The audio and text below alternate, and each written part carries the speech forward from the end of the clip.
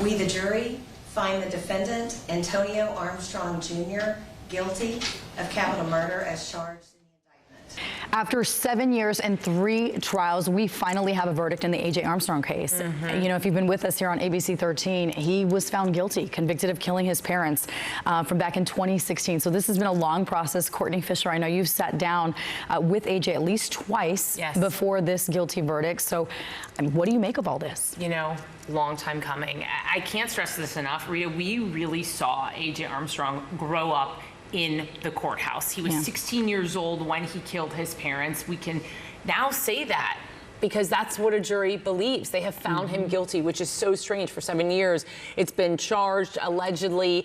He was 16 years old when he killed his parents, and now he's 23 years old, and he is about to spend the rest of his life in prison. What was it like in the courtroom as the verdict was being read? You know, oftentimes the judge will come out and say, nobody can make, you know, a sound. Right. Sometimes we'll hear people yelling. Sometimes we hear gasps. What did you hear? This was such an emotionally charged case. I think everybody knew, both prosecution side and, of course, AJ's family, his friends, the defense, all knew this was going to be it. If there had been a hung jury, again, I don't believe the state would have tried it a 4th time. 3rd time was already so much. So even going into the courtroom when we knew that a verdict had been reached, it was just this weird calmness that kind of settled in the courtroom, but this weight, heaviness, right? We knew that there was a verdict. The judge did, in fact, tell everyone, when it is read, do not say a thing. If you have to remove yourself from the courtroom, it is emotional for a lot of people. Of course, as soon as we heard that he was guilty, there were gasps, tears. We saw AJ's wife break down, and she did not stop crying until she was ushered out of the courtroom. A lot to take. Well, I think a lot of people also think, too, like you mentioned, he not only grew up right in front of all of us over the last 7 years, he's now a dad, right? Which is what some people are thinking. Tell us about the bell. How did you know that the jury had reached a verdict? Yeah, so kind of, you know, bringing you behind the scenes and taking the curtain back a little bit so you guys have an idea. We wait all day. It had been 10 hours between the day before and then verdict day. And there's a bell in the jury room when they're deliberating. And you're supposed to ring it once for questions, ring it twice for a verdict. They rang it once. There had been no questions since day 1 of deliberation. The only question they asked was to see the evidence. We didn't know what evidence they wanted to see. When they asked to see evidence, all of it, the judge sends all of it back. So we're talking about the audio of the 911 call and the police interrogation. Everything but the gun goes back to the jury. The bloody pillows that were placed over Dawn and Antonio Armstrong, whatever it is, they have free reign to look at it all. We hadn't had another question, so that bell dings, and it soon starts to trickle down, right? If you've covered court or if you've been in a courtroom when a verdict is reached, you kind of, can't explain it, but when there is a verdict, you just kind of, you know, hear that like tiddling behind the scenes. And it was so soon that we realized there's no question. They've come up with a resolution. And we were talking earlier, so when they came back, you said it was 10 hours of deliberations, right? About 10 hours. Okay, so for the first 2 juries, obviously, they ended in hung jury. For the first 2 trials, excuse me. Did they come back as fast? It was 18 hours of deliberation, about 18 hours and 19 hours for trials 1 and 2. And we started seeing those questions or those notes to the judge about 10 hours, 9 hours in that said, we just can't come up with a conclusion. We can't agree. People are digging their heels in the sand. We never got that kind of note from the jurors saying, you know, we're just very split. And so we knew that they were working through the evidence and doing their due diligence. And prosecutors told us after they went and talked with those jurors, that's exactly what they were doing. It wasn't like they were disagreeing, but there was a lot of evidence in this case, 11 days of testimony, more than 2 weeks. So they really, if they had decided, which they did ultimately, to send a man to prison for the rest of his life, they had a lot of evidence to work through to make sure they were comfortable with the right decision. Of all the evidence that you saw in the courtroom, of all the witnesses you heard from, what stuck out the most to you? I think it's got to be A.J. Armstrong's own words, his 911 call and his 45-minute police interrogation, right? Because you're hearing what the jury essentially believed was a liar. Call 911 and say, somebody, I heard shots come from my parents' bedroom. And eventually during his interrogation, he says, oh, it was a masked man who was running from the scene. And jurors just didn't buy that story. That was the only time we heard from the defendant. A.J. Armstrong never took the stand in any of the trials, and so to hear his own words, it was very important for jurors, and I think will always resonate with people who have followed this case. And I think a lot of people might wonder if things would have been different had he taken the stand. I wonder, right? These are two very talented prosecutors, John Jordan and Ryan Trask. Both have been doing this quite a long time and high-profile cases. And so I think that there was always a fear of that cross-examination, what that could have looked like. Of course, we'll never know. Of course, we'll never know. But you have actually sat down with him at least twice, AJ, before we came to the conclusion, or before the jury came to the conclusion of a guilty verdict. Why do this interview? Why talk to me? I mean, I feel like people probably would like to hear from me and just hear the things that I have to say, and just because I mean I'm always quiet about things, so I'm sure they probably would like to know what AJ has to say. Everyone has, I'm sure you've talked about this at length. I have to ask you just one time, did you kill your parents?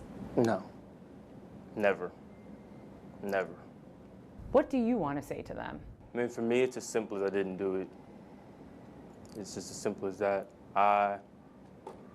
I've been adamant about that since the moment everything happened, from the moment I was on the phone till this day. I've said I didn't do it. I'll never change from that because I know it's the truth.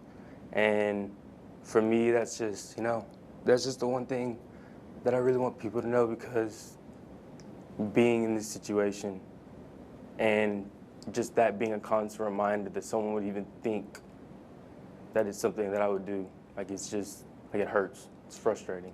There are people out there watching this who think, yeah, he did it, he killed his parents. How do you take that in? If you would have asked me that a couple years ago, I would have told you it genuinely bothered me. But now, with me growing up and maturing, I can't sit here and allow it to affect me, because at the end of the day, not everyone's gonna love me. What if they find you guilty? Like I told you earlier, I refuse to think about that. In 2019, we interviewed him, and in 2020 as well. Of course, he has always maintained his innocence. We weren't able to talk to him after that because there was a gag order placed on this case by the judge. She had been tired of seeing it tried by media and constantly on the news. And I think it's because of the amount of coverage we gave this story, because AJ himself talked. That is unprecedented. He was charged with capital murder. He did 2 interviews with me. He has always maintained he was innocent, and it's kind of strange to look back at those interviews now, knowing that that jury just didn't buy what he was saying. That second interview you talked about in previous interviews, where you sat down and talked about your experience, you mentioned that he was a little bit more comfortable with you. It's almost like you have a relationship because you have certainly followed the case for so long. What was your feeling like yesterday walking out of the courtroom? It's just sad all around, because no one wins at the end of the day in what happened here. You've got Donna and Antonio Sr., who were just beautiful people. Everyone they met loved them, and we had learned about them through the years, and that really was obviously the reason why we were in court and why we covered this. I think sometimes the victims get lost in these stories. That is a tragedy in itself. The second part of this tragedy is that their son is convicted of killing them. And this family supported him and didn't believe he could have ever done this. And now they're dealing with that kind of grief, And I think that was a big part of what they had said for so many years, which was just let us move on with our lives. We believe AJ is innocent. But at the end of the day, Prosecutor John Jordan said this in the press conference. He said, we were here to stand up for these 2 people in Harris County, citizens of this county who were murdered. And so we believe Donna and Antonio Sr. would have been right there telling us, you have to hold our son accountable. Yeah. But we always felt that Dawn and Antonio would have been on our side. And so that helped us push through and get through these trials. Antonio Sr. and Dawn Armstrong died because they were trying to be good parents, because they wanted their children to do right, not to lie, to work, to be law-abiding, contributing adults. And for that, they paid with their lives. And so today, we've now seen what a murderer looks like. It can be anyone, and the fact that it was their own son is it's a trauma. It is a tragedy for the whole family. I had another son who also was sort of a focal point in the case, right, Josh? Josh, AJ's older half-brother, Dawn's son, biologically, and Antonio Sr. adopted him when he was a little boy. Josh is the oldest of those 3 children. He was an alternative suspect. That was a big part of this trial. In the defense's eyes, you ask prosecutors about it and they say he is the 3rd victim in this because his name was dragged through that courtroom constantly. We heard testimony for days from the defense's point of view. He lived around the corner in his own apartment. He could have gone into the house that night. Prosecutors, investigators maintain no way the killer came from inside the house. The alarm shows it, proves it. The house alarm was on. The doors and windows were locked. AJ himself had to turn off the alarm to let police in after he called 911. Yeah. There was no way Josh Armstrong could have done it. But defense attorneys have talked about his mental health and his spiral and that being the reason why he could have been the killer. And prosecutors said it's just not true. And what you ended up doing was destroying his reputation. There was somebody else we were in the courtroom defending, and that's Josh Armstrong. And we passionately believe that it was inexcusable to drag his name through this courtroom in order to get this guilty defendant off. And we felt the honor of defending him just as much as it was holding the defendant accountable. But make no mistake of it, our heart goes out to the family. We understand they're going through a lot. It's just their truth is not the truth, but our heart goes out to them because they are victims of this tragic, this horrible incident. What happens now? Because we know there's been an appeal that's already been filed, right? There's a civil lawsuit. Right. So what happens going forward? 2 separate things. Obviously, the appeal process is lengthy. It doesn't work a lot of the times. But obviously, that's the next step in this.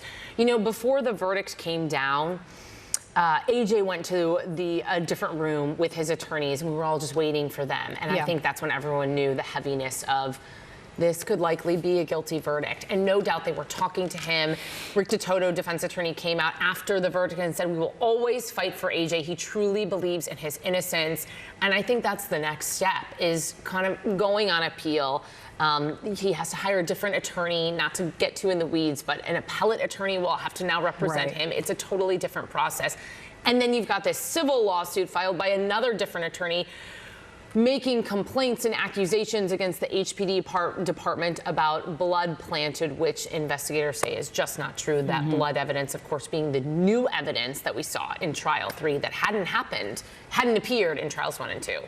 You mentioned Rick DeToto, and I want to touch on him a bit because he looked very emotional. Talk to us about sort of his relationship with AJ. I know you've had a relationship with Rick DeToto as well throughout the entire process, just keeping, you know, updated on what's going on with the case. I think he looks at AJ like a son.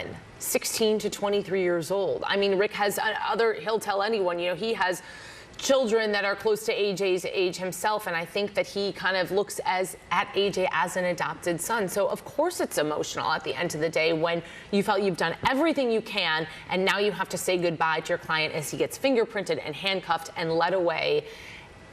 No doubt he thinks, you know, what could I have done differently?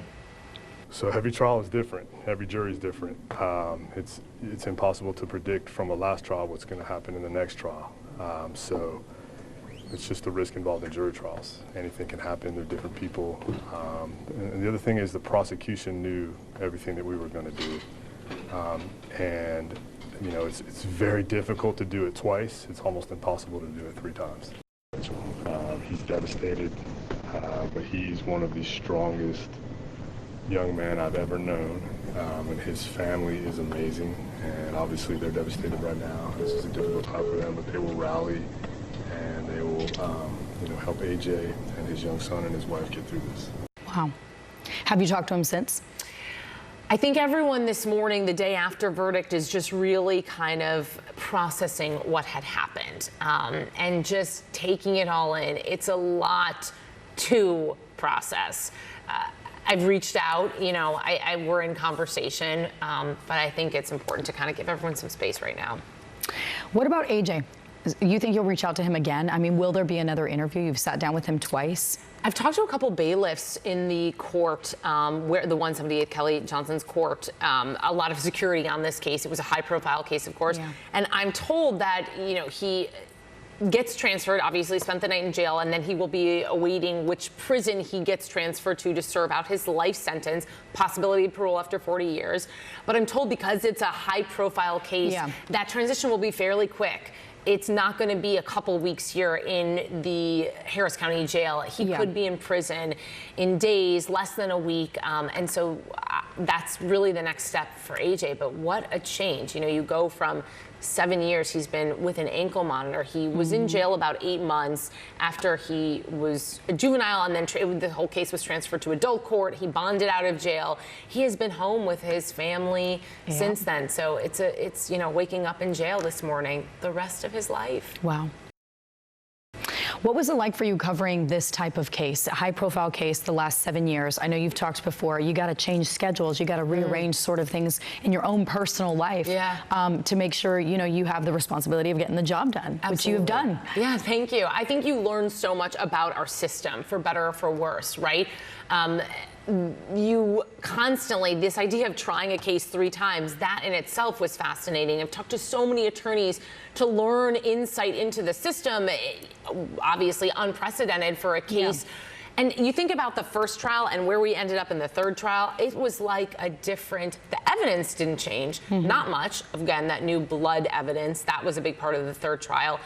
But I might add, it wasn't evidence the jury said they even needed to convict AJ Armstrong, which prosecutors alleged all along. We're going to show this to you. This is why there were delays in the third trial. But we don't believe it's the reason why he's guilty. And jurors ended up agreeing. That's what they told prosecutors. But my gosh, what a different case it has been. And to be there every step of the way, it is a lot. It's been most of my time at ABC 13. Donna and Antonio Sr. were shot. I had been here less than a year as a morning reporter, ended up on scene. I was talking to a producer who sent me out to that scene yesterday after the case, and we both said no one could have imagined that you'd be here 7 years later. What was that day like when I'm assuming you just came in and you said, okay, what's my story? You know how it goes in the mornings. We get sent, it's out the door immediately. We heard something on the scanner. We know 2 people had been shot. And I will never forget standing there and my photographer kind of just like, hey, that kid looks really young, and they're handcuffing him and putting him in the car. And we were some of the only station that got video of him there. We knew something was up. He was 16. Had I known then, 3 trials later. Yeah. Wow. What an experience. So of all the things from start to finish, what is the one thing that really just sticks out to you, or is it all of it? I think that even though there was a conclusion and justice done in the eyes of the state, it was strange to get home and kind of exhale after a long 15-hour day yesterday and think, like, it's still tragic at the end of the day. Like, no matter how, it's a win for the state, but nobody really wins in this case. You've got these 2 people, magnificent pillars of the community. Antonio Sr. was a pastor, a motivational speaker. He wanted to leave a legacy for his family. We saw that in text messages of the trial. They loved their kids deeply and fiercely. And Dawn was like this protective mama bear. It's weird to feel like you knew so much about them and this family, but I've never met them. That is a very strange thing to kind of think about and reflect on. Just sad. The other thing is AJ was in the care before with his grandparents, right? Did you have a relationship with them? Were you able to talk with them? Do you know how they're feeling? You have to, it's such a fine line, right? There's so much, you have to respect the distance too. Obviously, the time going through the trial is a lot for them every day. And it's kind of, at that moment, even though we've done interviews, it's high in the hallway and stuff, but you got to give them some space and let them kind of tackle this and process these feelings as a family.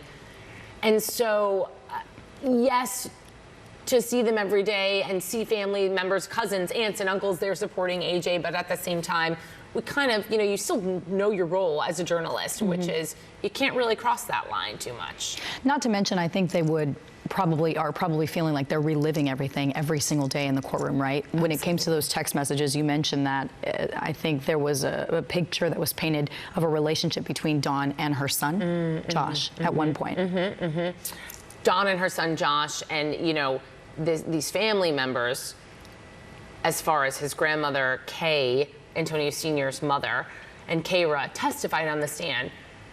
Josh had already started spiraling out of control. He was having paranoia before the murders. And then prosecutors show these text messages of a loving relationship between Dawn and Josh. Dawn turning to her son, frustrated with AJ, catching him in lies. Everyone has different sides of the story. And it's no doubt very hard for family members to sit there in the gallery and watch attorneys argue over the relationships that they feel they had. I can't even imagine that. Did anyone have to leave the courtroom for a minute to catch themselves or just to regroup or, compose themselves? No, and I wonder too, I thought about that. There was none of that during trial because I think that they have seen this now 3 times. Yeah. Only during verdict because, again, the finality of that guilty verdict. The other thing, Courtney, is did the jury work through lunch breaks? Did they work through all of that? I mean, what goes into that? I would assume they get breaks. You know, you mentioned they can't be on their phone. Obviously, they can't read anything about the case. Right. So after the first day, they had closing arguments. They started working through lunch, and then they were sequestered. So that means no TVs, no phones, none of that. And then they worked into the next day through lunch. I think they just wanted to be done, wanted to do a good job, wanted to come up with a verdict, and that they did. It is now the order of this court that you be sentenced to life with the possibility of parole after 40 calendar years. You'll be transported by the sheriff to that institution where you will serve out the remainder of life, and you'll get credit for all of your back time. Well, like you mentioned, it's been a very long, lengthy 7 years, 3 trials, and AJ is going away. Yeah, and now begins the process of also working on what we're going to be bringing you, which is sit-downs with the prosecutors, with the investigators, all the people who couldn't talk about the case. We are now finally going to have a second to talk with them. That's something we're working on, and of course, we'll keep everyone posted. Yep, and we'll stay tuned for more, see if you are able to sit down again with AJ Armstrong for a 3rd time now that he's behind bars. Absolutely.